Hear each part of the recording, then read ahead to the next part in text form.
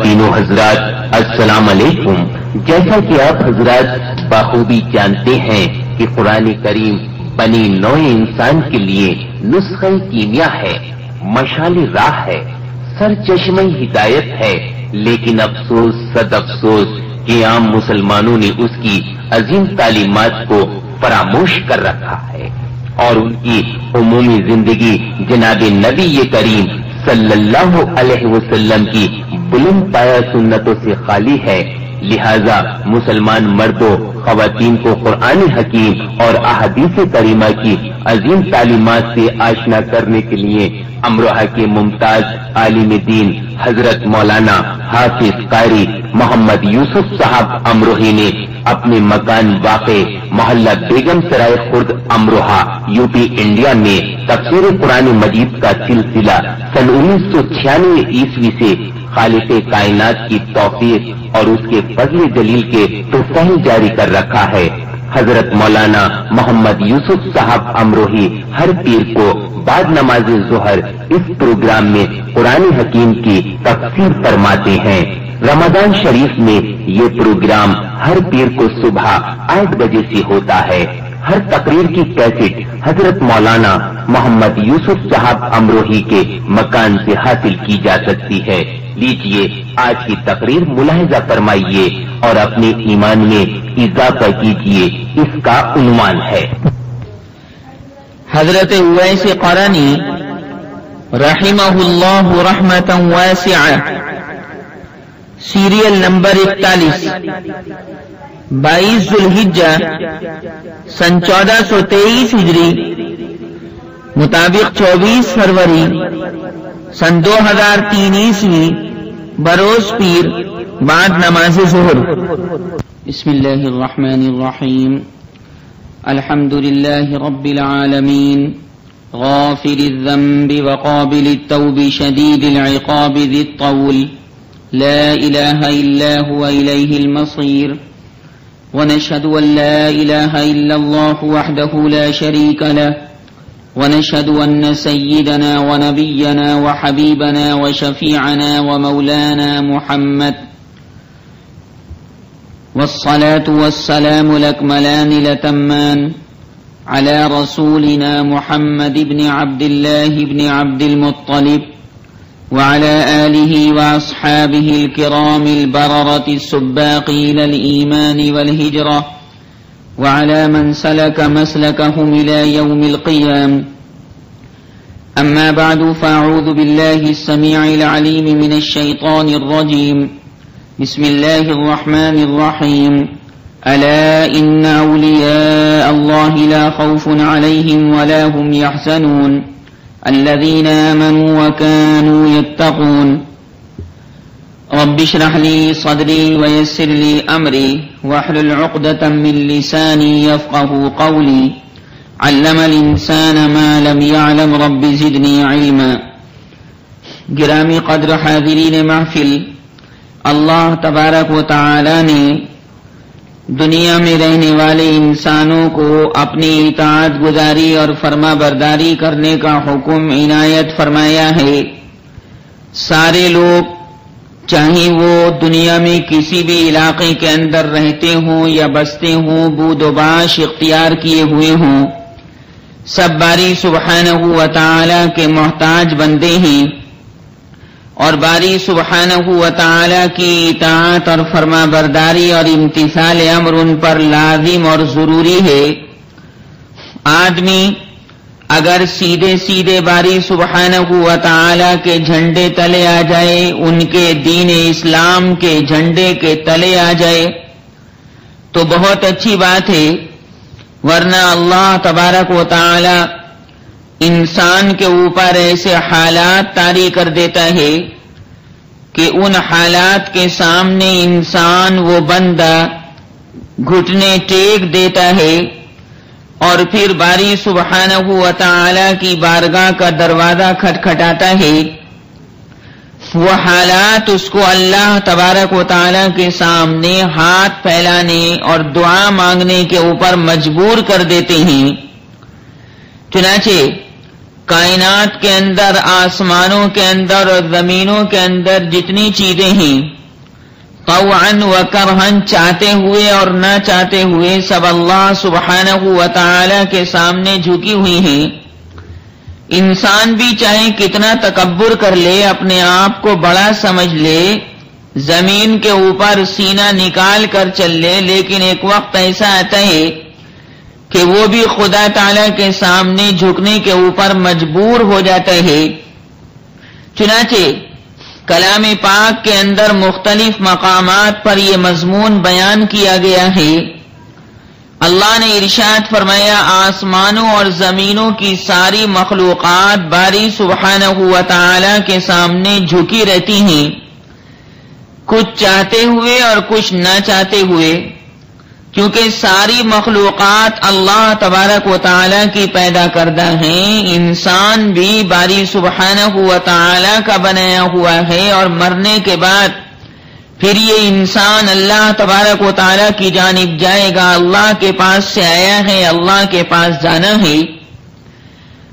قرآن پاک کے تیسرے پارے میں سورہ آل عمران کے اندر باری سبحانہ و تعالی نے فرمایا ہے، یہ آیت کریمہ جو میں آپ کو اس وقت سنانے جا رہا ہوں، تیسرے پارے کے آخری رکوع میں ہے۔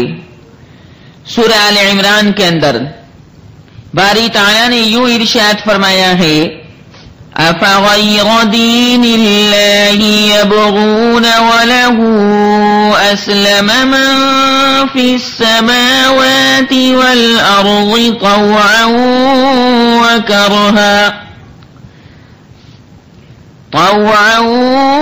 وَكَرْهًا وَإِلَيْهِ يُرْجَعُونَ۔ لہذا دنیا کے اندر جو سمجھدار بندے ہوتے ہیں، وہ باری سبحانہ و تعالی کے سامنے پہلے ہی جھک جاتے ہیں، پہلے ہی اس کی عبادت کرنے کے لیے تیار ہو جاتے ہیں، اور ہمہ وقت اللہ تبارک و تعالی کا دھیان ان کے ذہن و دماغ کے اندر رہتا ہے۔ اور جو لوگ نا سمجھ ہیں، دانشمند نہیں ہیں، عقل مند نہیں ہیں، فہم و فراست کے مالک نہیں ہیں، ظاہر ہے کہ وہ باری سبحانہ و تعالی سے بغاوت کرتے رہتے ہیں اور باری سبحانہ و تعالی کی نافرمانی کے اندر لگے رہتے ہیں۔ جو فرما بردار لوگ ہیں، باری سبحانہ و تعالی نے ان کے لیے اعزاز و اکرام کے حلے اور جوڑے تیار کر رکھے ہیں، اس دنیا کے اندر بھی اور آخرت کے اندر بھی، اور عالم برزخ کے اندر بھی ان کا اعزاز و اکرام کیا جائے گا۔ اور اعزاز و اکرام کرتے ہوئے رحمت کے فرشتے ایسے لوگوں کو جنت کے اندر داخل فرما دیں گے۔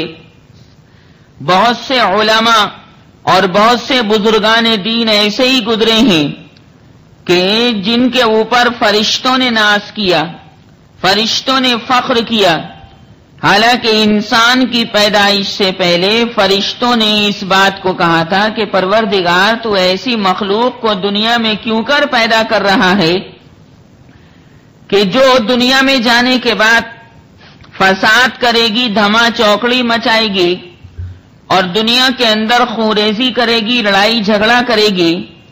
تو باری سبحانہ و تعالی نے اس کے جواب میں یہ بات ارشاد فرمائی تھی کہ جو بات میں جانتا ہوں تم نہیں جانتے، جو حقائق اور دقائق میں خدا جانتا ہوں، اے ملائکہ، اے فرشتو، تم اس کو نہیں جانتے۔ چنانچہ الف لام میم کے پارے میں سورہ بقرہ کے اندر پہلے پارے میں اللہ نے فرمایا، وَإِذْ قَالَ رَبُّكَ لِلْمَلَائِكَةِ إِنِّي جَاعِلٌ فِي الْأَرْضِ خَلِيفَةً قَالُوا وَتَجْعَلُ فِيهَا مَن يُفْسِدُ فِيهَا وَيَسْفِكُ الدِّمَاءَ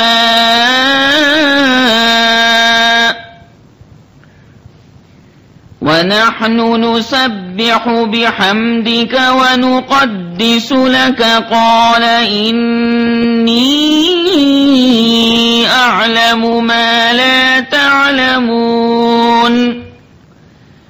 انہی بزرگان دین میں سے اور انہی اولیاء کرام میں سے حضرت اویس قرنی رحمہ اللہ رحمتا واسعہ بھی ہیں.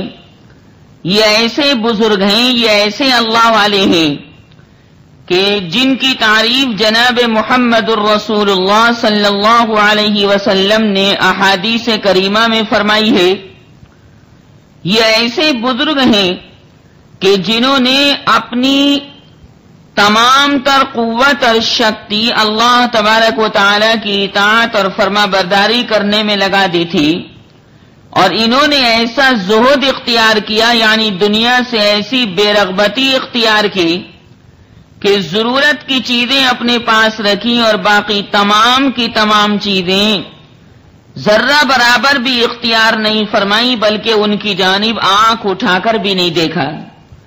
اور قرآن پاک میں اللہ تبارک و تعالی نے یہی حکم فرمایا ہے کہ جو لوگ مالدار ہیں، جن کے پاس سونا ہے، چاندی ہے، جائیداد ہیں، باغات ہیں، جن کے پاس زیورات ہیں، مالداری ہے، ثروت ہے، ان لوگوں کی جانب اے محمد صلی اللہ علیہ وسلم آپ آنکھ اٹھا کر بھی نہ دیکھیں.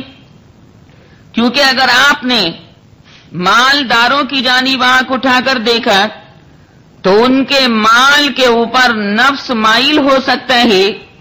اگرچہ نبی کریم صلی اللہ علیہ وسلم اس طرح کی تمام چیزوں سے منزہ اور مبرہ پاک و صاف تھے، لیکن حضور اقدس صلی اللہ علیہ وسلم کے اوپر ڈھال کر امت کو سنانا مقصود ہے.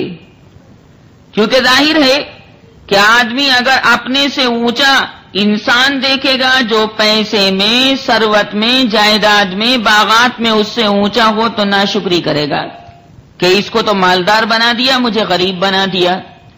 لہذا شریعت اسلامیہ کا حکم یہ ہے کہ اپنے سے نچلے درجے کے لوگوں کو دیکھو. اگر تمہارے پاس ایک کمرہ ہے، 2 کمرے ہیں، تو ان لوگوں کی جانب نگاہ کرو جو کھپریل میں رہتے ہیں، چھپروں میں رہتے ہیں. اور جو کپریل اور چھپروں میں رہنے والے ہیں وہ سوچیں کہ وہ لوگ بھی دنیا کے اندر رہ رہے ہیں جو کرائے پر دوسروں کے دست نگر بن کر زندگی گزار رہے ہیں، اور کرایہ دار یہ سوچیں کہ بہت سے لوگ ایسے ہی دنیا کے اندر جو سڑکوں پر رات گزار رہے ہیں، ان کے پاس نہ کرائے کا مکان ہے، نہ پرسنل اپنا کوئی مکان ہے.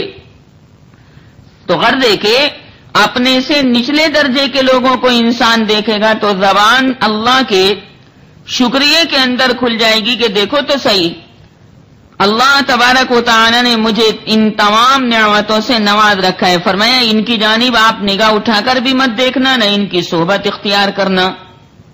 14ویں پارے میں سورہ حجر کے بالکل آخری رکوع میں اللہ نے فرمایا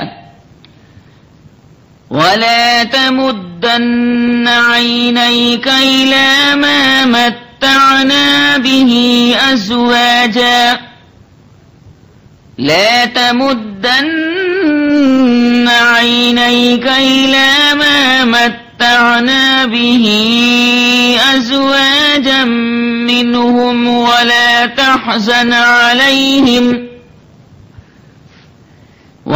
تحزن عليهم واخفض جناحك للمؤمنين وقل أنا النذير المبين. چنانچہ حضرت اویس قرنی رحمہ اللہ بالکل اسی رنگ میں رنگے ہوئے تھے. اللہ تبارک و تعالی کے دین اسلام کے رنگ کو انہوں نے اختیار کر لیا تھا، جس کو اختیار کرنے کا حکم کلام پاک میں دیا گیا. صبغة الله ومن أحسن من الله صبغة ونحن له عابدون. نبی کریم صلی اللہ علیہ وسلم نے حضرت اویس قرنی رحمہ اللہ کی تعریف فرمائی احادیث کریمہ میں، اور یہ اویس ظاہر ہے کہ اللہ تبارک و تعالیٰ کے نیک بندے گزرے ہیں. یہ قرنی کہلاتے ہیں. قرن قاف اور را کے زبر کے ساتھ ایک بستی کا نام ہے جو یمن میں واقع ہے. یمن ایک ملک کا نام ہے، جیسے ہمارے ملک کا نام انڈیا، بھارت، ہندوستان ہے. یہ قرن نام کی بستی ایک شخص قرن ابن رومان ابن نامیہ ابن مراد کے نام منسوب تھی، جو حضرت اویس قرنی رحمہ اللہ کے داداؤں میں سے ایک دادا تھا. ایک قرن اور ہے جس کو اب قرن المنازل کہا جاتا ہے، لیکن یہ قرن را کے جزم کے ساتھ قرنن ہے. یہ دراصل ایک پہاڑی کا نام ہے جو مکہ مکرمہ سے تقریباً 20-30 میل کے فاصلے پر مشرقی جانب نجد جانے والے راستے پر واقع ہے، اور اہل نجد کی میقات یہی قرن ہے. خواتین و حضرات، اللہ تبارک و تعالی نے ان کے قلب کو دنیا سے بالکل بے رغبت بنا دیا تھا، اور یہ اطاعت اور فرما برداری کرنے میں، امتثال امر کرنے میں بہت زیادہ پیش رہتے تھے. نبی کریم صلی اللہ علیہ وسلم نے ارشاد فرمایا، حضرت عمر ابن خطاب رضی اللہ تعالی عنہ اس حدیث کے راوی ہیں، اور یہ حدیث پاک جو میں اس وقت آپ کو سنا رہا ہوں، مشکان شریف جلد ثانی میں باب ذکر الیمن والشام و ذکر اویس القرنی کے اندر موجود ہے، پہلی فصل میں موجود ہے. اور یہ حدیث پاک امام مسلم ابن حجاج قشیری علیہ الرحمن مسلم شریف کے اندر بھی بیان فرمائی ہے.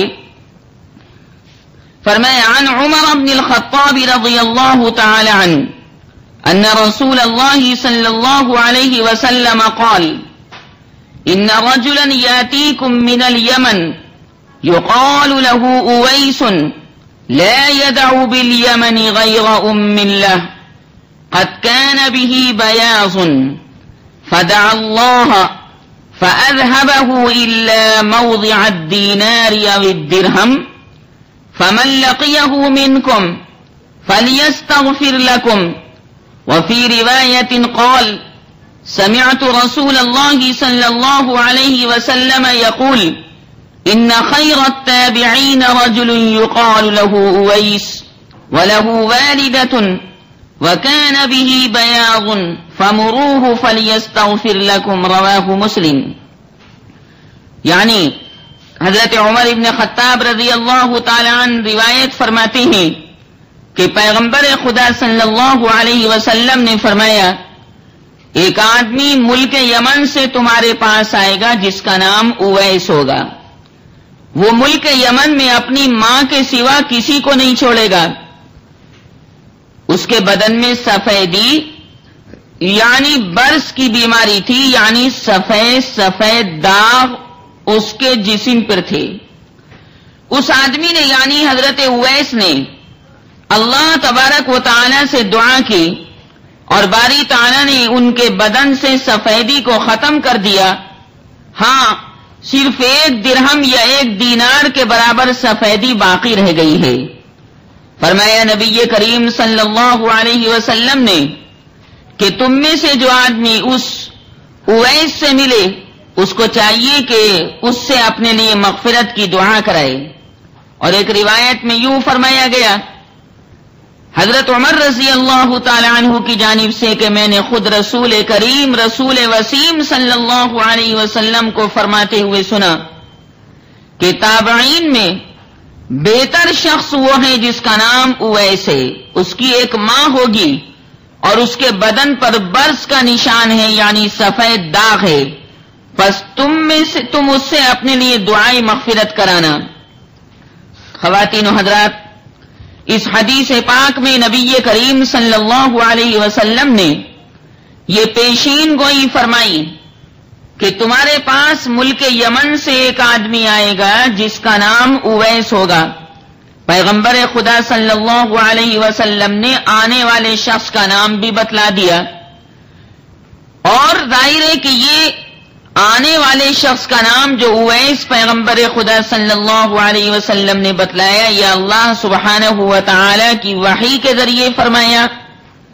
پیغمبر کا تو خواب بھی وحی کے درجے میں ہوتا ہے. وحی کی بہت سی اقسام ہیں جن کے بیان کرنے کا اس وقت موقع نہیں. وحی کے اوپر میرا مستقل بیان الگ سے موجود ہے. اس کی اقسام اور انواع میں نے اس تقریر کے اندر الگ سے بیان کی ہیں۔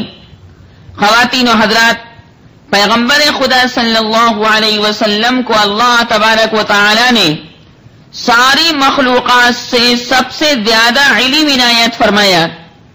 پہلا درجہ اللہ تبارک و تعالی کے علم کا ہے، اور اس کے بعد نبی مکرم نبی معظم صلی اللہ علیہ وسلم کے علم کا درجہ ہے۔ بعد از خدا بزرگ توئی قصہ مختصر، یہ پیغمبر صلی اللہ علیہ وسلم کا حال میمون، حال مبارک ہے۔ چنانچہ حضور اقدس صلی اللہ علیہ وسلم نے اللہ تبارک و تعالی کے بتلانے سے اس آنے والے شخص کا نام بھی بتلا دیا کہ اس کا نام اویس ہوگا، اور پھر فرمایا نبی کریم صلی اللہ علیہ وسلم نے کہ وہ ملک یمن میں اپنی ماں کے سوا کسی کو نہیں چھوڑے گا۔ اس کا مطلب یہ کہ اہل و عیال میں سے، آل اولاد میں سے صرف، یا خاندان والوں میں سے صرف ایک ماں کے علاوہ اور کوئی ملک یمن میں اس آدمی کا نہیں ہے، اور اسی ماں کی خدمت و خبرگیری نے اس آدمی کو ملک یمن سے چل کر یہاں مجھ رسول اللہ کی زیارت اور ملاقات کے لیے آنے سے روک رکھا ہے۔ خواتین و حضرات، حضرت اویس قرنی رحمہ اللہ اگرچہ نبی کریم صلی اللہ علیہ وسلم کے زمانے میں تھے اور حضور اقدس صلی اللہ علیہ وسلم کو دیکھ سکتے تھے، اور آپ صلی اللہ علیہ وسلم کی مبارک صحبت کو اختیار کر سکتے تھے، اور جناب نبی مکرم صلی اللہ علیہ وسلم کی مجلس مبارک میں حاضر ہو کر صحابی ہونے کا ایک بہت بڑا شرف حاصل کر سکتے تھے، لیکن پھر حضور اقدس صلی اللہ علیہ وسلم کا مبارک زمانہ پا کر بھی رسول مکی رسول مدنی صلی اللہ علیہ وسلم کی صحبت مبارکہ میں کیوں حاضر نہ ہو سکے؟ وجہ یہ تھی کہ حضرت اویس قرنی رحمہ اللہ کی ایک ماں ان کے ساتھ تھی، ماں ضعیفہ اور بوڑھی تھی، اور ظاہر ہے کہ اس ضعیفہ اور بوڑھی ماں کو چھوڑ کر نبی کریم صلی اللہ علیہ وسلم کے پاس آنے سے ماں کو تکلیف پہنچنے کا اندیشہ تھا۔ ضعیف ماں تھی، بوڑھی ماں تھی، بار بار خیال آتا کہ موقع لگے تو نبی مکرم صلی اللہ علیہ وسلم کی مبارک مجلس میں حاضر ہوں، اور مدینہ منورہ حاضر ہو کر حضور اقدس صلی اللہ علیہ وسلم کے پیچھے جماعت کے ساتھ نماز پڑھ لوں، اور حضور اقدس صلی اللہ علیہ وسلم کے جمال جہاں آرا کا، رخ انور کا دیدار کر لوں، اور اپنی آنکھوں کو ٹھنڈک پہنچا لوں، اور اسی طرح مدینہ منورہ کی گلیاں، مدینہ منورہ کے مبارک مقامات رسول کریم صلی اللہ علیہ وسلم کے ساتھ دیکھ لوں، بار بار خیال آتا، لیکن بوڑھی ماں کو دیکھ کر رک جاتے اور یہ سوچتے کہ اس بوڑھی ماں کی خبرگیری کرنے والا میرے علاوہ کوئی اور نہیں ہے۔ اگر میں نے مدینہ منورہ کا سفر کر لیا اس بوڑھی ماں کو، ضعیفہ کو اکیلا چھوڑ کر، تو ظاہر ہے کہ اس کو نقصان اور مضرت پہنچنے کا اندیشہ ہے۔ یہ کمزور ہے، اس کا منہ میں دھلاتا ہوں، اس کو وضو میں کراتا ہوں، اس کے کپڑے میں بدلواتا ہوں، اس کو کھانا میں اپنے ہاتھ سے کھلاتا ہوں، اس کے کپڑے میں اپنے ہاتھوں سے دھوتا ہوں۔ یہ تمام کی تمام چیزیں حضرت اویس قرنی رحمہ اللہ کے ذہن و دماغ میں آتی اور نبی کریم صلی اللہ علیہ وسلم کی مجلس مبارک میں حاضری سے روک دیتی۔ چنانچہ پیغمبر کا زمانہ پایا، لیکن پیغمبر صلی اللہ علیہ وسلم کی مبارک مجلس میں حاضر نہ ہو سکے، صرف اس بنیاد پر کہ میری ماں کو تکلیف نہ ہو۔ خواتین و حضرات، آج دنیا کے اندر ایسے احوال و کوائف پیدا ہو گئے کہ لوگ اپنے والدین کریمین کی نافرمانی کرتے، ان کو تکلیفیں پہنچاتے۔ بوڑھی ماں ہو جاتی ہے تو جناب آل اولاد عام طور سے یہ سوچتی جلدی سے یہ بوڑھی ماں مر جائے تو میں آزاد ہو جاؤں، میرا بوڑھا باپ جلدی سے مر جائے تو میں آزاد ہو جاؤں. توبہ توبہ، نعوذ باللہ. یہ انتہائی غلط خیال ہے. ظاہر ہے کہ یہ بھی ایک دن باپ بننے والا ہے. اگر اس کی آل اولاد اس کے ساتھ یہ بدتمیزی کرے تو ظاہر ہے کہ اس کا دل کتنا دکھے گا. بعض مرتبہ عورتوں کے کہنے میں آ کر لوگ اپنے ماں باپ کو بڑی تکلیفیں دیتے ہیں، ٹھوکریں مارتے ہیں. دنیا کے اندر ایسے واقعات عام طور سے رونما ہوتے رہتے ہیں. اللہ تبارک و تعالی نے ماں باپ اور والدین کریمین کا مقام بڑا اونچا بنایا. میرا مستقل بیان ماں باپ کے حقوق کے اوپر موجود ہے، اور 2 کیسٹس کے اندر میں نے اس کی پوری تفصیل بیان کی ہے کہ ماں باپ کے حقوق کیا کیا ہیں. قرآن پاک کے 15ویں پارے میں سورہ بنی اسرائیل کے اندر باری سبحانہ و تعالی نے ارشاد فرمایا ہے وَقَضَى رَبُّكَ أَلَّا تَعْبُدُوا إِلَّا إِيَّاهُ وَبِالْوَالِدَيْنِ إِحْسَانًا إِمَّا يَبْلُغَنَّ عِندَكَ الْكِبَرَ أَحَدُهُمَا أَوْ كِلَاهُمَا فَلَا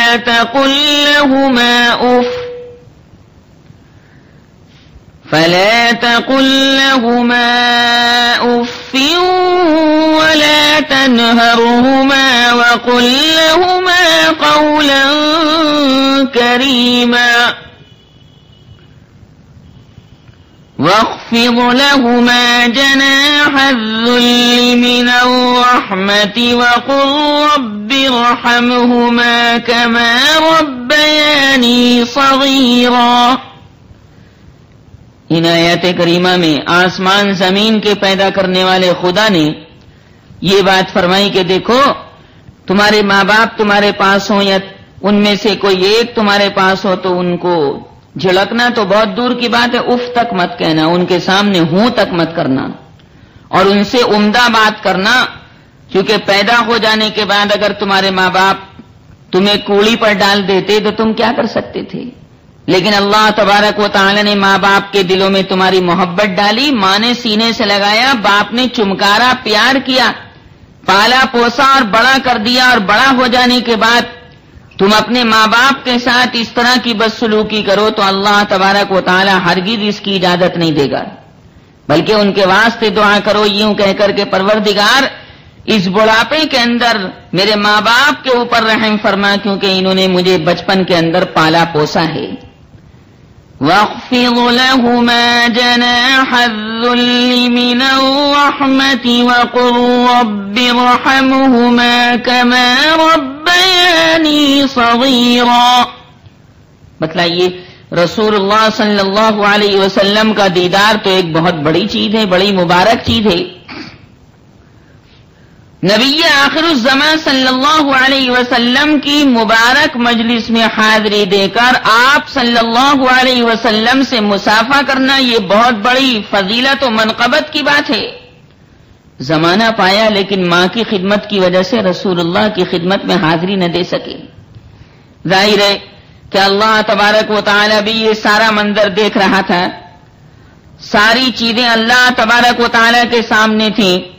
پیغمبر خدا صلی اللہ علیہ وسلم کو وحی فرمائی کہ میرا ایک بندہ ملک یمن کے اندر رہتا ہے، لہذا وہ قابل تعریف اور قابل مدح ہے، اور اپنی بوڑھی ماں کی خدمت گزاری کرنے کی وجہ سے اے محمد صلی اللہ علیہ وسلم آپ کے پاس وہ نہ آ سکا. فرمایا اگر اس کو اپنی ماں کی تنہائی اور بے کسی کا فکر نہ ہوتا تو وہ ضرور میری خدمت میں حاضری دیتا اور میری زیارت و صحبت کا شرف حاصل کرتا. نبی کریم صلی اللہ علیہ وسلم نے اس حدیث پاک میں حضرت اویس قرنی رحمہ اللہ کے کچھ حالات یا کچھ باتیں بیان فرمائی ہیں. ایک بات تو یہی کہ بھئی اس کی ماں کے علاوہ اس کے خاندان میں اور کوئی نہیں ہے. دوسری بات یہ ارشاد فرمائی کہ اویس قرنی کے بدن میں سفیدی تھی، یعنی حضرت اویس قرنی رحمہ اللہ کو برص کی بیماری لاحق تھی، جس میں انسان کے جسم پر سفید سفید داغ پڑ جاتے ہیں، اور ظاہر ہے کہ آدمی پھر اپنے جسم کو بیکار سمجھنے لگتا ہے اور لوگ بھی اس کو عجیب و غریب نگاہ سے دیکھنے لگتے ہیں۔ سفید داغ اللہم احفظنا جسم کے اوپر ہو جائیں تو آدمی عجیب عجیب انداز سے لگتا ہے، آدھا جسم کچھ اور ہے، آدھا جسم کچھ اور ہے۔ چہرے کے اوپر داغ پڑ گیا اللہم احفظنا تو چہرہ عجیب و غریب لگنے لگتا ہے، لیکن ظاہر ہے کہ یہ بیماری بھی اللہ سبحانہ و تعالی کی جانب سے ہے، اور ہر بیماری کا علاج اللہ تبارک و تعالی نے دنیا کے اندر رکھا ہے۔ مشہور ہے لِكُلِّ دَاءٍ دَوَاءٌ، ہر بیماری کی دوا موجود ہے۔ یہ بات الگ ہے کہ حکیموں اور ڈاکٹروں کے ذہن و دماغ اس علاج تک نہ پہنچ سکے یا اس جڑی بوٹی تک نہ پہنچ سکے، لیکن اللہ نے مرض کے ساتھ ساتھ، بیماری کے ساتھ ساتھ اس کا علاج بھی اتار دیا ہے، کیونکہ باری سبحانہ و تعالی بندوں کے اوپر ظلم نہیں کرتا۔ ان اللہ لا یظلم مثقال ذرہ وَإِن تَكُ حَسَنَةً يُضَاعِفْهَا، اگر کوئی نیکی ہوتی تو اللہ تبارک و تعالی اس کو بڑھا چڑھا کر، یعنی ثواب میں بڑھا چڑھا کر عنایت فرما دیتا ہے۔ بہرحال حضرت اویس قرنی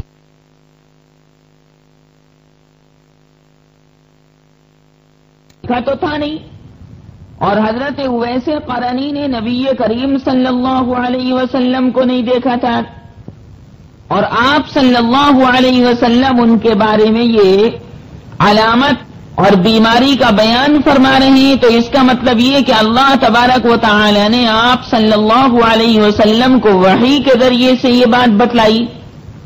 فرمایا کہ ان کے جسم پر سفید سفید داغ تھے۔ یہ سفید سفید داغ برص کی بیماری کہلاتی ہے۔ بدن کے سفید داغ جن کو اطباء اپنی اصطلاح میں برص کہتے ہیں، اس قدر خراب بیماری ہے کہ جو آدمی کے حسن و جمال کو بالکل ملیا میٹ کر دیتی ہے، اور یہ بیماری دراصل کھال کی غذا کی خرابی کی وجہ سے ہوتی ہے۔ چنانچہ جلد کی قوت مغیرہ کے ضعیف ہونے سے اس کی غذا پوری طرح ہضم نہیں ہوتی، اور وہ کسی قدر کچی رہ کر بلغمیت کی طرف مائل ہو جاتی تو اس سے سفید داغ پیدا ہو جاتے ہیں۔ ان داغوں کے مقامات کو چٹکی سے پکڑ کر اوپر کو اٹھا کر گوشت سے علیحدہ صرف کھال ہی میں سوئی چبو کر دیکھیں، اگر ان میں سے خون بہنے لگے تو ایسے بیمار کے اچھا ہونے کی امید ہو سکتی ہے، یعنی وہ داغ ختم ہو سکتے ہیں۔ اور اگر سوئی چبونے کے بعد پانی جیسی رطوبت نکلے تو ایسی حالت میں مریض کو لا علاج سمجھنا چاہیے۔ اکثر تو یہ سفید داغوں کی بیماری موروثی یعنی خاندانی ہوا کرتی کہ ماں باپ کو سفید داغ تھے تو اولاد کو بھی ہو گئے، یا دادا کو تھے تو پوتے کے اندر یا پوتی کے اندر اثر آ گیا۔ لیکن کبھی مچھلی زیادہ دنوں تک کھانے سے یا مچھلی کھا کر دودھ پی لینے سے یا دودھ پی کر کوئی کھٹی چیز مثلا دودھ پیا اور سرکے کا اچار بھی کھا لیا یا سرکے کی چٹنی کھا لی تو اس سے بھی یہ بیماری ہو جاتی ہے۔ دریائی اور سمندری مقامات میں یہ بیماری کی شکایت اکثر ہو جاتی ہے۔ جسم میں انسان کے جا بجا سفید داغ پڑ جاتے ہیں، جو شروع میں تو چھوٹے چھوٹے ہوتے ہیں لیکن رفتہ رفتہ بڑھتے چلے جاتے ہیں۔ عام طور سے سفید داغ ہاتھوں اور چہروں پر ہوتے ہیں۔ اگر داغ کم اور چھوٹے ہوں تو اچھے ہونے کی امید کی جا سکتی ہے۔ اگر یہ داغ بدن کے زیادہ حصے پر پھیل جائیں تو مشکل سے ان کا علاج ہوتا ہے۔ حکیم اور ڈاکٹر ان کا علاج اپنی ترکیبوں کے ذریعے سے کرتے رہتے ہیں۔ بہرحال نبی کریم صلی اللہ علیہ وسلم نے فرمایا کہ اویس کے جسم پر سفید داغ تھے۔ پھر کیا ہوا؟ حضرت اویس قرنی رحمہ اللہ نے اللہ تبارک و تعالی سے دعا کی کہ پروردگار میرے جسم پر یہ سفید داغوں کی بیماری ہے تو اس بیماری کو اچھا کر دے، دور کر دے، کیونکہ میں یہ یقین کرتا ہوں کہ یہ بیماری بھی پروردگار تو نے ہی مجھ کو عطا فرمائی ہے، تو نے ہی مجھ کو لگائی ہے، اور تو ہی اس بیماری سے مجھے اچھا کرنے والا ہے، کیونکہ شفا آسمان زمین کے پیدا کرنے والے خدا کے قبضے قدرت میں ہے۔ حضرت ابراہیم علیہ الصلاۃ والسلام نے تو کھلم کھلا یہ بات فرمائی، 19ویں پارے میں سورہ شعراء کے اندر یہ مضمون موجود ہے، اور فرمایا ہے حضرت ابراہیم علیہ الصلاۃ والسلام نے، باری تعالی نے ان کے کلام کو نقل فرمایا قرآن پاک کے 19ویں پارے میں سورہ شعراء کے اندر، فرمایا فَإِنَّهُمْ عَدُوٌّ لِّي رَبَّ الْعَالَمِينَ الذي خلقني فهو يهديني والذي هو يطعمني ويسقيني وإذا مرضت فهو يشفيني والذي يميتني ثم يحيين والذي يطمع أن يغفر لي خطيئتي يوم الدين رب هب لي حكما وألحقني بالصالحين۔ فرمایا بیماری کو اور مرض کو اللہ تبارک و تعالی دور کرتا ہے، نہ معجون، نہ کیپسول، نہ جوارش، نہ انجیکشن، نہ کوئی ٹیبلٹ یعنی گولی۔ حکم ہوتا ہے تو شفا ہو جاتی، حکم نہیں ہوتا تو وہ دوا بیکار ہو جاتی، فیل ہو جاتی ہے، اور مریض کہتا ہے کہ مجھ کو دوا نہیں لگ رہی، یہ کیپسول، یہ دوائی مجھ کو کام نہیں کر رہی۔ تو حضرت اویس قرنی رحمہ اللہ کے جسم پر جو سفید سفید داغ تھے، انہوں نے سوچا کہ میں تو اپنی جھولی اللہ کے سامنے پھیلاؤں ہوں، اللہ ہی سے اس بیماری کو دفع کرنے اور رفع کرنے کے بارے میں کہہ سکتا ہوں، اس کی مشیت اور اس کی مرضی ہوگی تو یہ بیماری رفع ہو جائے گی، نہیں ہوگی تو صبر کر لوں گا، اللہ کے فیصلے پر تو بھائی بندے کو راضی ہونا ہی ہونا ہے۔ ان کا پکا یقین اسی بات پر تھا کہ اس بیماری کو اگر کوئی دور کر سکتا ہے تو وہ صرف اور صرف اللہ تبارک و تعالی ہے۔ چنانچہ کلام پاک کے اندر بھی یہی بات فرمائی گئی کہ میاں جی اگر اللہ تعالیٰ تم کو کوئی مصیبت دینا چاہے تو اس مصیبت کو صرف وہی دور کر سکتا ہے۔ وَيَمْسَسْكَ اللَّهُ بِضُرٍّ فَلَا كَاشِفَ لَهُ إِلَّا هُوَ وَإِن يُرِدْكَ بِخَيْرٍ فَلَا رَادَّ لِفَضْلِهِ يُصِيبُ بِهِ مَن يَشَاءُ مِنْ عِبَادِهِ وَهُوَ الْغَفُورُ الرَّحِيمُ۔ نبی کریم صلی اللہ علیہ وسلم نے فرمایا کہ حضرت اویس قرنی نے جب یہ بیماری اپنے جسم پر دیکھی تو انہوں نے اللہ تبارک و تعالی سے اس بات کی دعا کی کہ پروردگار تو یہ بیماری رفع فرما دے۔ چنانچہ حضرت اویس قرنی رحمہ اللہ نے جب یہ دعا فرمائی تو اللہ تبارک و تعالی نے ان کی اس دعا کو مقبول فرمایا اور یہ بیماری باری تعالی نے اپنے فضل و احسان سے دور فرما دی۔ لیکن فرمایا ایک تھوڑا سارا سفید داغ اللہ نے ان کے جسم پر باقی چھوڑ دیا۔ کیوں جی؟ اللہ اگر چاہتا تو یہ چھوٹا سفید داغ بھی دور کر سکتا تھا۔ جب اس نے سارے داغوں کو دور کر دیا، جسم کی کھال ان کی بالکل صحیح ہو گئی، تو وہ چھوٹا سارا داغ بھی دور ہو سکتا تھا۔ اللہ تبارک و تعالی نے ایسا کیوں کیا؟ رسول اللہ صلی اللہ علیہ وسلم نے یہ بھی فرمایا کہ ایک سفید داغ چھوٹا سارا رہ گیا ہے، باقی ساری بیماری اچھی ہو گئی۔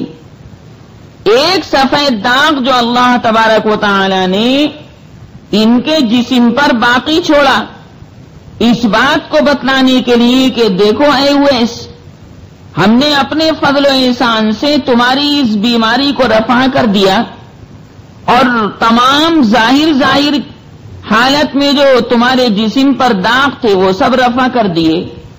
اب یہ اندر کپڑوں کے اندر داغ چھپا رہتا ہے, کسی کو پتہ بھی نہیں چلتا, لیکن حضرت اویس کو تو پتا تھا کہ یہ داغ باقی رہ گیا ہے.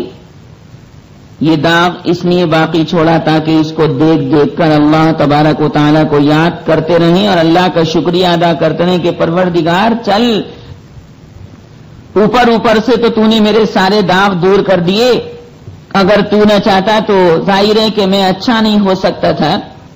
تھوڑا سارا داغ اللہ تبارک و تعالی نے چھوڑ دیا تاکہ یہ اپنی پرانی حالت کو یاد کرتے رہیں کہ دیکھو تم کتنی مصیبت کے اندر مبتلا تھے, لیکن مجھ خدا نے تمہارے اوپر رحم فرمایا, تم اچھے ہو گئے.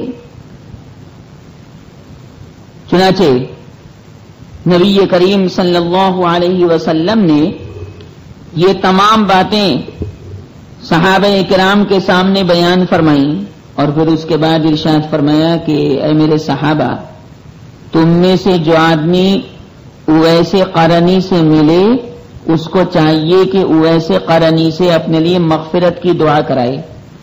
حضرت عمر رضی اللہ تعالی عنہ نے یہ حدیث پاک خود سنی براہ راست اور وہی اس حدیث کو نقل فرمانے والے ہیں.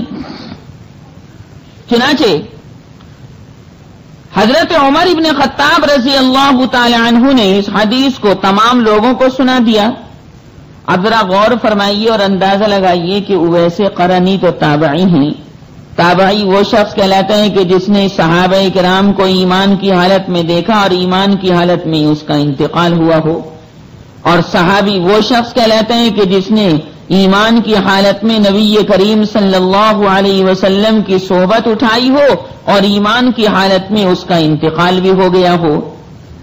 لہذا صحابی کا درجہ تابعی کے درجے سے بڑا ہے, پر نبی کریم صلی اللہ علیہ وسلم اویس قرنی کی رفعت اور بلندی اور شان و شوکت اور عظمت, نجابت اور شرافت بیان فرمانے کے لیے اس بات کو فرما رہے ہیں کہ اے میرے صحابہ, تم میں سے جس کی بھی اویس قرنی سے ملاقات ہو جائے تو وہ اویس قرنی سے یوں درخواست کرے کہ آپ ہمارے لیے مغفرت کی اللہ تبارک و تعالیٰ کی بارگاہ میں دعا فرما دیجیے. بتائیے, صحابی تو تابعی سے اونچا ہوتا ہے, لیکن پھر بھی صحابہ کو حکم دیا جا رہا ہے کہ تم اویس قرنی سے اپنے واسطے مغفرت کی دعا کرانا. خاص طور سے حضرت عمر ابن خطاب رضی اللہ تعالی عنہ اور حضرت علی کرم اللہ وجہہ ان کی ملاقات کے لیے بہت زیادہ بے چین رہتے تھے.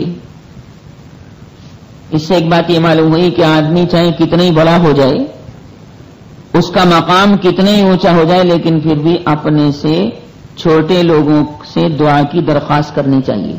بھئی دیکھیے, چھوٹے لوگ تو دعا کرتے ہیں کہ آپ ہمارے واسطے دعا کرنا, لیکن بڑے لوگوں کو بھی چاہیے کہ وہ چھوٹوں سے درخواست کریں کہ آپ بھی ہمیں دعا میں یاد رکھنا, آپ بھی ہمارے واسطے دعائیں مغفرت کرنا, استغفار کرنا, رحم و کرم اور فضل و احسان کی باری سبحانہ و تعالی کی بارگاہ میں دعا کر دینا.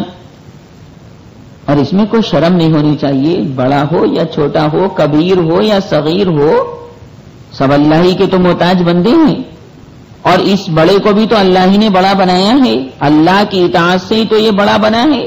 اور جو آدمی اللہ کی بارگاہ کا مقرب بندہ بن گیا, بڑا بندہ بن گیا, تو وہ تکبر کر نہیں سکتا, وہ تو اپنے آپ کو جھکائے گا, تواضع اختیار کرے گا, اپنے آپ کو کچھ سمجھے گا نہیں, کیونکہ اس کے دل کے اندر اللہ کے نور نے جگہ لے لی, اور اللہ کے نور کا جوڑ تواضع کے ساتھ ہے اور تکبر کا جوڑ شیطان مردود کے ساتھ ہے. لہذا جب یہ اللہ کا مقرب بندہ بن گیا تو ظاہر ہے کہ اس کا دل تو جھک گیا اور اللہ تبارک و تعالیٰ کے انوار و برکات میں رنگ گیا, پھر تو یہ تواضع ہی کرے گا, اپنے آپ کو چھوٹا سمجھے گا. اس کی مثال بالکل ایسی جیسے دیکھو آم کے پیڑ میں ٹہنی کے اندر جب آم آ جاتے ہیں تو ٹہنی تو نیچے کو جھک جاتی نا بوجھ کی وجہ سے, اور جہاں آپ نے آم توڑا وہ ٹہنی پھر اوپر کو ہو جائے گی کیونکہ وزن تو رہا نہیں.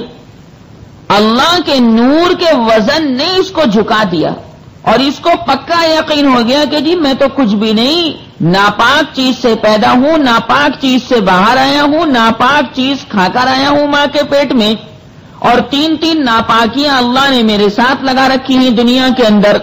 پیشاب لگا دیا, پاخانہ لگا دیا, ریح کو لگا دیا, یہ سب گندگیاں ہیں. انسان کی حقیقت یاد دلانے کے لیے انسان کے ساتھ اللہ نے یہ 3 گندگیاں لگا رکھی ہیں. تو عرض کرنے کا منشا یہ ہے کہ حضرات صحابہ کرام رضوان اللہ تعالی علیہم اجمعین کو حکم دیا کہ اگر ان سے ملاقات ہو جائے تو استغفار کی دعا کروانا, طلب مغفرت کروانا. فرمایا بہترین تابعی اویس نام کا آدمی ہے. مسلم شریف کے اندر یہ حدیث پاک ہے جیسا کہ میں نے پہلے بھی بیان کیا. امام ابو محمد عبداللہ بن اسعد یمنی یافعی اپنی مشہور کتاب روضۃ الریاحین میں تحریر فرماتے ہیں کہ اویس قرنی رحمہ اللہ بہت زیادہ زاہد اور عابد آدمی تھے. ایک روز راستے پر چلتے چلتے ایک کتا ان کے پیچھے بھونکنے لگا تو ویسے قرنی نے اس کتے سے فرمایا جو تجھے ملے تو کھا لے اور جو مجھے ملتا ہے میں کھاتا ہوں, میرے اوپر بھونکتا کیوں ہے؟ اگر قیامت کے دن پل صراط کے اوپر سے میں گزر گیا تو میں ہی اے کتے تجھ سے بہتر ہوں گا, اور اگر میں پل صراط کے اوپر سے صحیح سلامت نہ گزر سکا تو اے کتے تو مجھ سے بہتر ہوگا. حضرت اویس کی یہ حالت تھی کہ گھر کے لوگ انہیں دیوانہ بتاتے, خاندان والے لواحقین انہیں ذلیل سمجھتے, ان کا مضحکہ اڑاتے تھے. جیسے آج بھی لوگ کہہ دیتے ہیں کہ میں کوئی وہ انسان ہے, پاگل ہے, پاگل, وہ کوئی انسان بننے کے قابل ہے, کوئی سوسائٹی میں بیٹھنے کے قابل ہے. ہاں, اللہ والوں کو ایسے ہی کہا جاتا ہے. حضرت اویس کے گھر والے ان کو پاگل کہتے تھے اور حضرت اویس کے خاندان کے بچے ان کے ساتھ کھیلتے اور ان کے اوپر ڈھیلے مارتے تھے. ایک روایت میں ابو ہریرہ رضی اللہ عنہ سے مروی ہے, وہ کہتے ہیں کہ ایک روز نبی کریم صلی اللہ علیہ وسلم نے فرمایا کہ اللہ تعالی نے اپنی مخلوق میں سے ایسے لوگوں کو چاہا ہے جو متقی, پاک صاف, ایک حالت میں پوشیدہ رہتے ہوں. ان کے بکھرے ہوئے بال, غبار آلود جسم اور پیٹ کمروں سے لگے ہوئے رہتے ہیں. جب وہ کہیں امیروں اور مالداروں کے پاس جانا چاہیں تو انہیں اجازت نہیں ملتی کہ میں ان کو ہمارے محل کے اندر مت بلانا, یہ کوئی آنے کے قابل ہیں, یہ کسی فنکشن میں جانے کے قابل ہیں, باولے ہیں باولے. اسی طرح اگر کسی خوبصورت مالدار عورت سے وہ نکاح کرنا چاہیں تو کوئی قبول نہ کرے کہ ہم اپنی لڑکی کا نکاح اس سے کریں گے, باولے سے. اگر بیچارہ وہ بیمار ہو جائے تو کوئی حال پوچھنے کو بھی نہ آئے. حضور فرما رہے ہیں کہ اگر مر جائے تو کوئی جنازے پر نماز پڑھنے نہ آئے. صحابہ نے عرض کیا کہ یا رسول اللہ, اس میں سے کسی آدمی سے ہم کیسے مل سکتے ہیں؟ فرمایا کہ وہ ایسے قرنی ایسے ہی لوگوں میں سے ہی. پوچھا ان کی پہچانی کیا ہوگی؟ حضور صلی اللہ علیہ وسلم نے فرمایا کہ اویس قرنی کی پہچان ان کی چھاتی چوڑی, درمیانہ قد, بہت تیز گندمی رنگ, داڑھی سینے تک, نگاہ کو ہمیشہ سجدے کی جگہ رکھتے ہیں, دایاں ہاتھ بائیں پر رکھتے ہوئے اپنی حالت پر اکثر روتے ہوئے رہتے ہیں. 2 کملی ان کے پاس رہتی ہیں, ایک تہمت دوسری چادر. زمین پر رہنے والوں کے لیے تو وہ گمنام ہوں گے لیکن آسمان کے فرشتوں کے اندر ان کا شہرہ ہوگا. ایسے کہ اگر اللہ پر کوئی قسم کھا بیٹھیں, یعنی یوں کہہ دے کہ میں قسم کھا کر کہتا ہوں کہ اللہ ایسا کرے گا, تو اللہ تعالیٰ ان کی زبان کی لاج رکھتے ہوئے وہ بات پوری کر دے گا جو ان کی زبان سے نکلی. ان کے بائیں مونڈھے کے نیچے سفید داغ ہوگا. اے میرے صحابہ, یاد رکھو کہ قیامت کے دن سب لوگوں سے یہ کہا جائے گا کہ تم جنت میں چلے جاؤ, لیکن اویس کی بابت یہ ارشاد ہوگا کہ تم کھڑے ہو جاؤ, گنہگاروں کی سفارشیں کرو. پھر اللہ تعالیٰ قبیلہ ربیعہ اور مزر جیسے لوگوں کے حق میں ان کی سفارش کو قبول فرمائے گا. قبیلہ ربیعہ اور قبیلہ مزر کا نام تو ویسے مثال کے طور پر ہے, مراد کثرت ہے کہ بہت بہت گنہگاروں کی ان کی سفارش کی وجہ سے اللہ بخشش کرے گا. فرمایا اے عمر اور اے علی, جس وقت تم ان سے ملو تو ضرور اپنے لیے ان سے دعا اور استغفار کرانا, اللہ تعالیٰ خطاؤں کو بخش دے گا. اس کے اس قصے کے بعد 20 سال تک حضرت عمر اور حضرت علی رضی اللہ تعالی عنہما حضرت اویس قرنی رحمہ اللہ کی تلاش اور جستجو میں رہے، لیکن مراد پوری نہ ہوئی۔ آخر جب وہ سال آیا کہ جس میں حضرت عمر رضی اللہ تعالیٰ عنہ کا انتقال ہوا، تو آپ جبل ابو قبیس پر چڑھے اور بآواز بلند آواز کے ساتھ یمن والوں کو پکار کر پوچھا کہ تمہارے اندر کوئی آدمی اویس نامی ہے؟ اس وقت ایک بہت بوڑھا لمبی داڑھی والا آدمی کھڑا ہوا اور دست برستہ عرض کیا کہ اے عمر، ہم کو اویس کی خبر نہیں ہے، لیکن ہاں ایک میرا بھتیجا ہے، لوگ اسے بھی اویس کہتے ہیں، وہ بہت نامراد ہے، فقیر ہے، کنگال ہے، اس قابل نہیں کہ اسے ہم آپ کے پاس اے عمر حاضر کریں۔ وہ ہمارے اونٹ چراتا ہے اور ہمارے اندر بہت ہی ذلیل آدمی ہے۔ حضرت عمر نے اس سے پوچھا کہ پھر وہ تمہارا بھتیجا کہاں ہے؟ کیا وہ ہماری سرحد میں ہے؟ کہا ہاں۔ فرمایا کہاں ملیں گے؟ اس نے کہا عرفات کے جنگل میں۔ اسی وقت حضرت عمر اور حضرت علی رضی اللہ تعالی عنہما دونوں سوار ہو کر دوڑے ہوئے عرفات پہنچے۔ دیکھا تو ایک درخت کے پاس کھڑے ہوئے حضرت اویس نماز پڑھ رہے ہیں اور اونٹ ادھر ادھر چرتے پھرتے ہیں۔ یہ دونوں اپنی سواریوں کو وہاں باندھ کر حضرت اویس کے پاس پہنچے اور حضرت اویس قرنی رحمہ اللہ کو سلام کیا۔ حضرت اویس نے بھی ہلکی ہلکی رکھتے پڑھ کر ان حضرات کے سلام کا جواب دیا۔ ان دونوں نے پوچھا، یعنی حضرت عمر اور حضرت علی نے پوچھا کہ آپ کون ہیں؟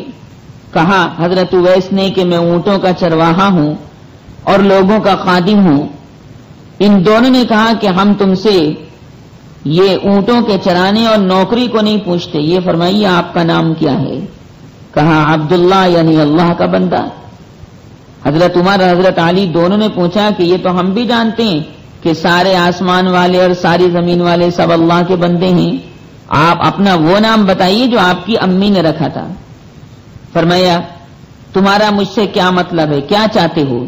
حضرت عمر حضرت علی دونوں نے کہا کہ رسول اللہ صلی اللہ علیہ وسلم نے اویس قرنی کی ہم سے بڑی تعریف بیان فرمائی، رنگ ڈھنگ سے تو ہم آپ کو پہچان گئے، لیکن آپ نے ہم سے یہ بھی فرمایا تھا، یعنی حضور اکرم صلی اللہ علیہ وسلم نے ہم سے یہ بھی فرمایا تھا کہ اویس کے بائیں مونڈھے کے نیچے تھوڑا سارا سفید داغ ہوگا، لہذا ہم چاہتے ہیں کہ وہ سفید داغ آپ ہم کو دکھا دیں۔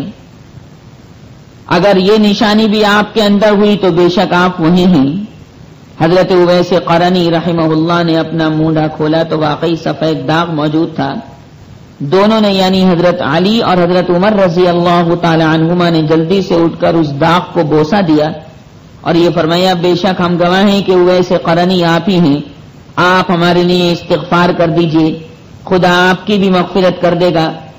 حضرت اویس نے فرمایا کہ میں تو محض اپنے ہی لیے استغفار نہیں کرتا اور نہ اولاد آدم میں سے کسی خاص کے لیے استغفار کرتا ہوں، بلکہ جنگل اور دریا میں جس قدر مسلمان عورتیں اور جس قدر مسلمان مرد ہیں سب کے واسطے دعا کرتا ہوں، جو اللہ تعالی قبول فرماتا ہے۔ اس کے بعد حضرت اویس نے فرمایا کہ اللہ نے تم پر میرا حال اور میری کیفیت ظاہر فرما دی، لیکن آپ بتائیں کہ آپ کون لوگ ہیں؟ حضرت علی بولے کہ یہ تو امیر المومنین حضرت عمر ہیں اور میں ابو طالب کا بیٹا علی ہوں۔ یہ سنتے ہی حضرت اویس قرنی کھڑے ہو گئے اور ان دونوں کا بڑا اعزاز و اکرام کیا اور ان دونوں کے حق میں دعا فرمائی۔ پھر حضرت عمر رضی اللہ تعالی عنہ نے فرمایا کہ اتنے میں مکہ معظمہ پہنچوں، آپ یہیں ٹھہرے رہیں تاکہ کچھ خرچ کچھ کپڑا جو میرے پاس زائد ہو آپ کے واسطے پہنچا دیا جائے، بس میں وہاں جاؤں گا، میرے آنے جانے کی دیر ہے۔ حضرت اویس قرنی نے فرمایا کہ اے عمر، میرے تمہارے اندر کوئی میعاد وغیرہ نہیں اور نہ میں اس آج کے دن کے بعد تم کو دیکھ سکوں گا، لہذا یہ تو مجھے بتاؤ کہ میں اس خرچ اور کپڑے کو کیا کروں گا؟ کیا تم نے دیکھا نہیں کہ میرے پاس اونی چادر اور تہمد ہے؟ بھلا تمہارے خیال میں میں ان کو کب تک پھاڑ دوں گا؟ کیا تم نے نہیں دیکھا کہ میرے پاس گٹھا ہوا یہ جوتا ہے، میرے پاس یہ کب تک ٹوٹیں گے؟ اور تمہیں معلوم نہیں کہ میں اپنی اس چرواہی کی مزدوری 4 درہم لیتا ہوں، تم جانتے ہو کہ میں کب تک انہیں کھاؤں گا؟ حضرت عمر رضی اللہ تعالی عنہ نے ان کی یہ باتیں سنی تو کوڑا زمین پر مارا اور چیخ کر یہ کہا کہ اے عمر، تجھے تو تیری ماں جنتی نہیں تو اچھا تھا، اور کاش کہ تیری ماں بانجھ ہوتی تو بہتر تھا، یہ آدمی تو مجھ سے بھی زیادہ فوقیت لے گیا۔ اس کے بعد حضرت عمر رضی اللہ عنہ مکہ مکرمہ تشریف لے گئے اور حضرت اویس اپنے اونٹ لے کر دوسرے راستے پر چلے گئے اور اپنی قوم میں ان کے اونٹ ان کو سپرد کر دیے، اور وہ یعنی اونٹوں کو چرانا چھوڑ کر ایسی عبادت میں لگے کہ بس پھر وصال ہی ہو گیا، ان کا انتقال ہی ہو گیا۔ علماء نے ارشاد فرمایا ہے اور علماء نے یہ بات تحریر فرمائی ہے کہ حضرت اویس قرنی رحمہ اللہ رحمتا واسعہ، ظاہر سی بات ہے کہ ایک بڑے اعلیٰ درجے کے بزرگ گزرے ہیں، ان کے باپ کا نام عامر تھا اور ان کی کنیت ابو عمرو ہے، جیسا کہ میں نے پہلے عرض کیا کہ قرن کے رہنے والے تھے۔ حضرت عمر ابن خطاب رضی اللہ تعالی عنہ کو اور آپ کے بعد دوسروں کو بھی انہوں نے دیکھا، یہ جنگ صفین کے موقع پر سن 37 ہجری میں شہید کر دیے گئے۔ اللہ تبارک و تعالی کے لیے اپنی جان کو بھی قربان فرما دیا اور اپنے مال کو بھی قربان فرما دیا، اور ماں کی خدمت کرنے کی وجہ سے حضور اقدس صلی اللہ علیہ وسلم سے ملاقات نہ کر سکے اور مدینہ منورہ ان کی حاضری نہ ہو سکی۔ ظاہر سی بات ہے کہ مدینہ منورہ کی حاضری تو انسان کے لیے ایک بہت بڑی نجابت اور شرافت کی بات ہے۔ نبی کریم صلی اللہ علیہ وسلم حیات اور پھر یہ اپنی ضعیف ماں کی وجہ سے مدینہ منورہ کا سفر نہ کر سکے، حالانکہ مدینہ منورہ کے راستے اور مدینہ منورہ کی گلیاں ایک ایمان والے کے لیے بہت زیادہ